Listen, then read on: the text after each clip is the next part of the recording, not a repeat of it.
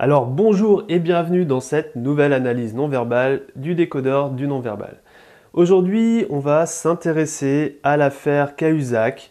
Donc à l'heure où je fais cette vidéo, l'ex-ministre du Budget a déjà avoué détenir des comptes en Suisse, mais comme moi et les informations télévisées, cela fait deux, j'ai appris très récemment les tenants et les aboutissants de cette affaire. Peu importe, aujourd'hui, je vous propose de regarder une série de courts extraits vidéo où Jérôme Cahuzac nie détenir de tels comptes et on va s'attacher à décoder les indices non-verbaux qui mettent sur la piste du mensonge. Alors je vais vous passer dans quelques secondes les extraits que vous pouvez retrouver sur le site lemonde.fr et d'ores et déjà flécher les indices non-verbaux qu'il faut repérer. Et on va se retrouver juste après pour une analyse plus fine avec des pauses entre chaque indice non-verbal pour que vous puissiez les garder en tête et les apprendre. Alors c'est parti, je passe la vidéo une fois et on se retrouve juste après. Bonjour Jérôme Cahuzac. Bonjour Jean-Michel Apathy. Le site Mediapart écrit ceci vous concernant. Le ministre du Budget, Jérôme Cahuzac, a détenu pendant de longues années un compte bancaire non déclaré à l'Union des banques suisses de Genève. Ceci est-il vrai, Jérôme Cahuzac? Non, ça ne l'est pas. La difficulté que j'affronte, c'est que je dois prouver que quelque chose n'existe pas. C'est la raison pour laquelle je vais en justice. Vous déposez plainte? Je déposerai plainte et aujourd'hui je dois prouver mon innocence. En justice, mes accusateurs devront prouver que leurs allégations sont fondées, ils auront du mal. Première question. Est-il exact, monsieur le ministre, que vous avez eu un compte non déclaré à l'Union des banques suisses de Genève pendant de longues années? Monsieur le député, j'appartiens au gouvernement de Jean-Marc Ayrault qui a été investi par la représentation nationale. Votre question est donc légitime et il est normal que j'y réponde. Je dément catégoriquement les allégations contenues sur le site Mediapart. Je n'ai pas, monsieur le député, je n'ai jamais eu de compte à l'étranger, ni maintenant, ni avant. J'ai démenti, je continue à démentir, à nier que ces accusations aient le moindre accent de sincérité, de vérité, de réalité. J'ai nié en bloc, je comprends qu'il faut nier en détail, je nie en bloc et en détail. Alors en détail, justement. Les yeux dans les yeux.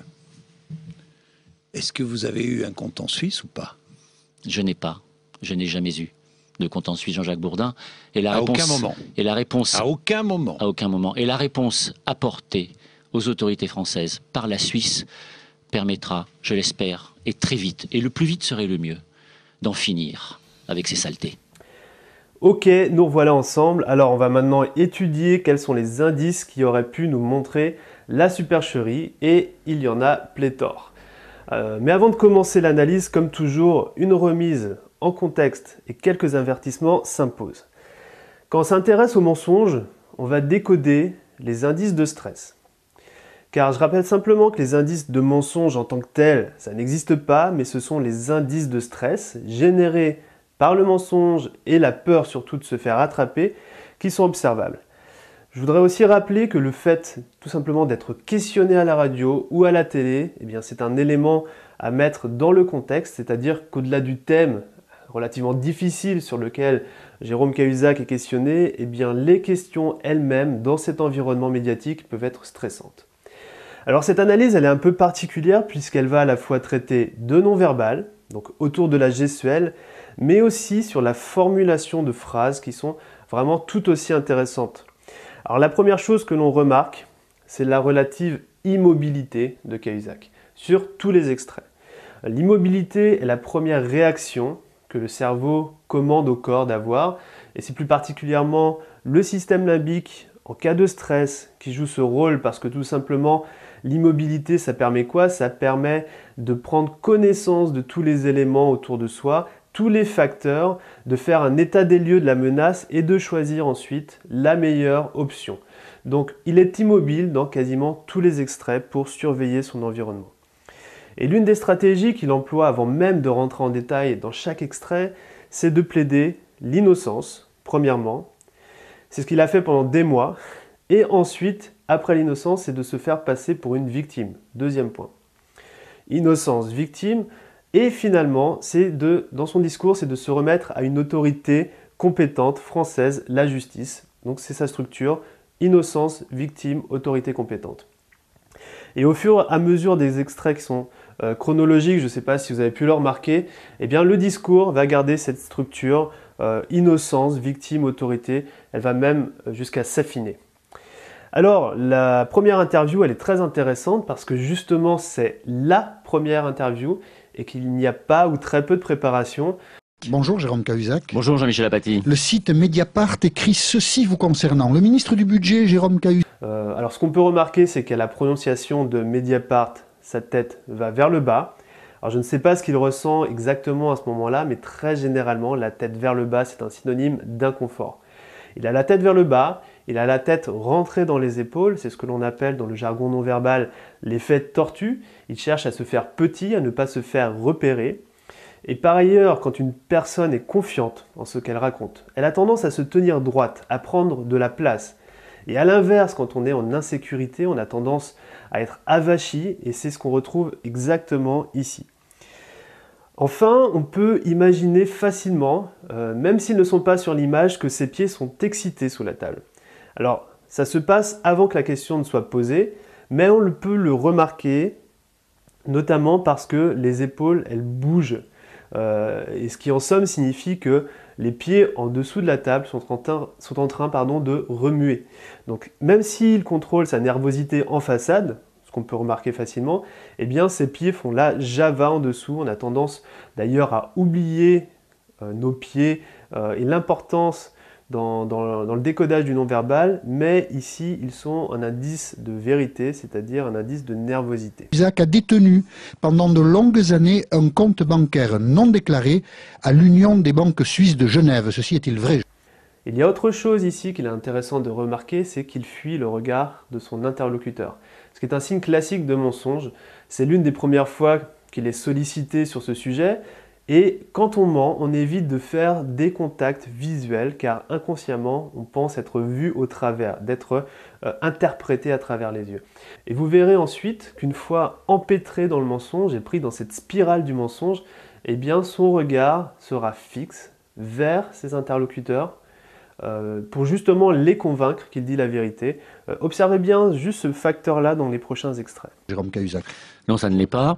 La difficulté que j'affronte, c'est que je dois prouver que quelque chose n'existe pas. C'est la raison pour laquelle je vais en justice.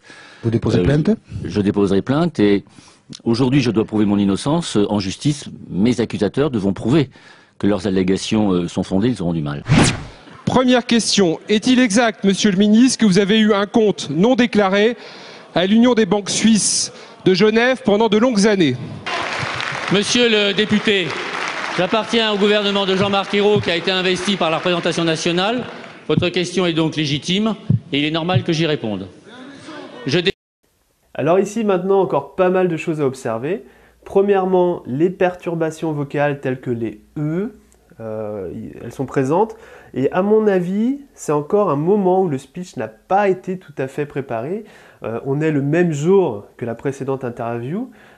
Donc je vous passe l'extrait pour que vous écoutiez bien ces perturbations vocales. Je dément catégoriquement les allégations contenues sur le site Mediapart. Alors, on observe également ce que l'on appelle un objet barrière, c'est-à-dire qu'en cas de stress, on peut être amené à disposer entre notre corps et la source de stress, typiquement la personne qui a posé la question, un objet pour se protéger, et ici, c'est le microphone qui joue ce rôle. En plus, on va voir qu'il serre le microphone, qu'il tapote le microphone, il cherche à se rassurer. Autre point, l'immobilité, elle est toujours présente, il ne bouge pas. Il n'a aucun geste des mains qui vont venir appuyer et démontrer le discours comme pourrait le faire tout orateur, voulant donner du poids à ses mots et convaincre de la vérité. Ici, il a plutôt tendance à se faire petit, à se cacher. Et pourtant, je ne sais pas si vous avez remarqué, mais juste avant, lorsqu'il dit la vérité, il dit « j'appartiens au gouvernement Ayrault », etc., etc., eh bien, il s'exprime avec la main gauche. Je remets juste la vidéo sur le passage concerné pour que vous puissiez remarquer ce truc. Monsieur le député, j'appartiens au gouvernement de Jean-Marc Ayrault qui a été investi par la représentation nationale. Votre question est donc légitime et il est normal que j'y réponde. Et là, à partir du moment où il ment, eh bien, la main gauche s'arrête, l'immobilité. Et par ailleurs, concernant cette scène, j'aimerais juste revenir sur un passage ici qui vous a peut-être échappé.